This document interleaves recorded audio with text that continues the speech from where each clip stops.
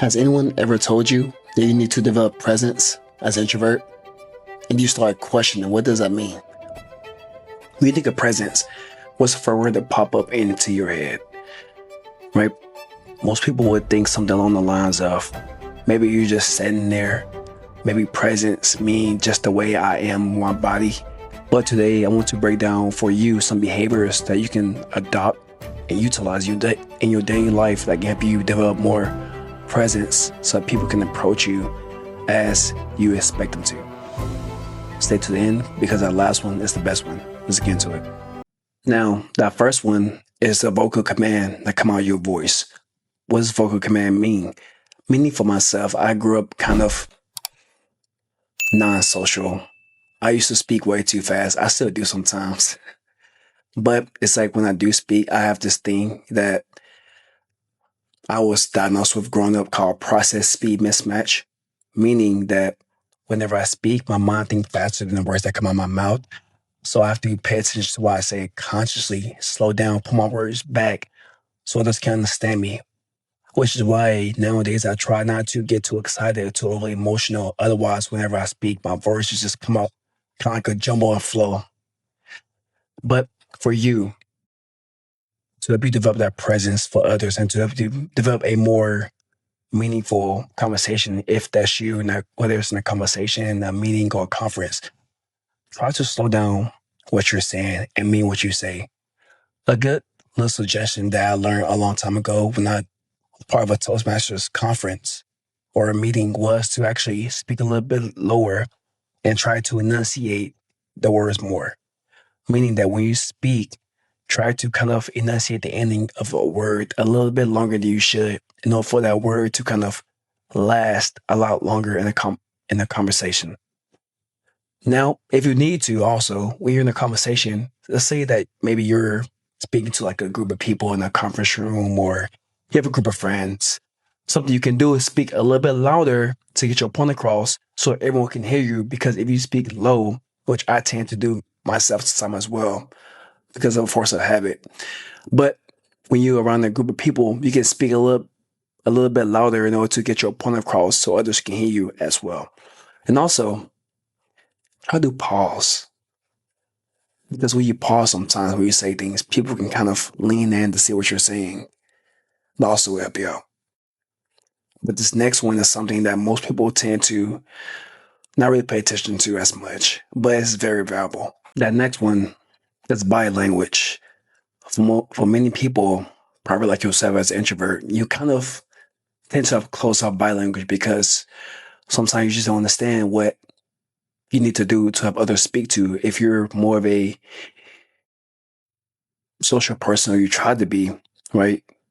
Just by nature, your body language may be more closed off, meaning your arms are crossed, maybe your shoulders like folded in kind of like this.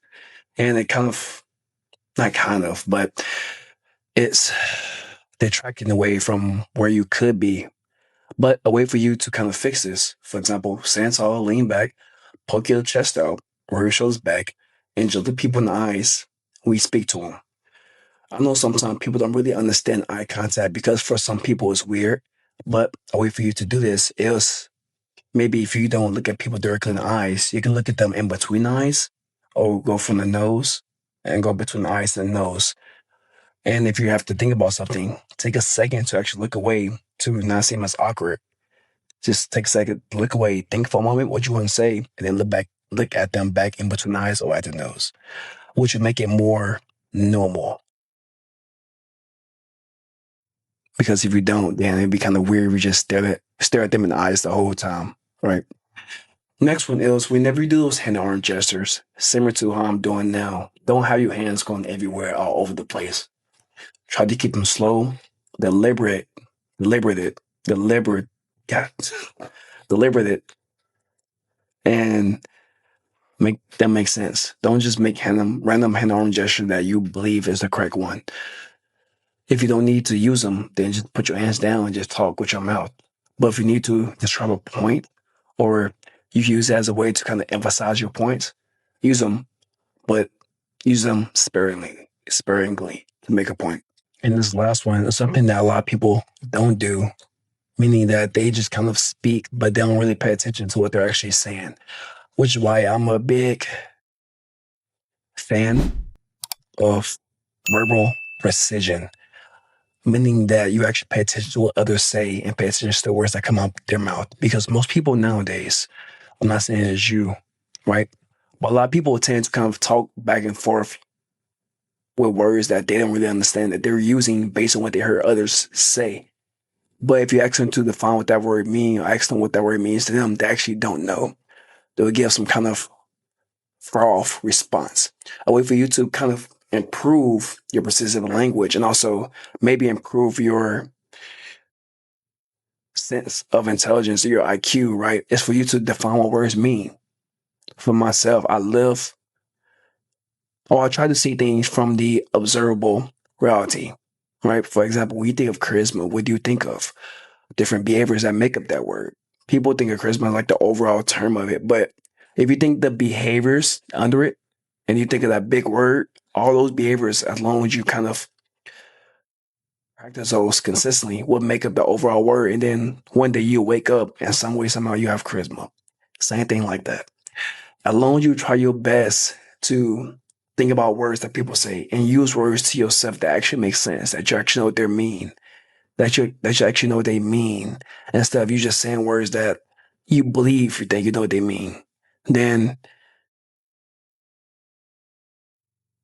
your conversation, maybe your life, maybe your job life, work life, whatever, your career life will be a little bit easier because you're able to get ahead of people who don't see things that way. Get ahead of people who kind of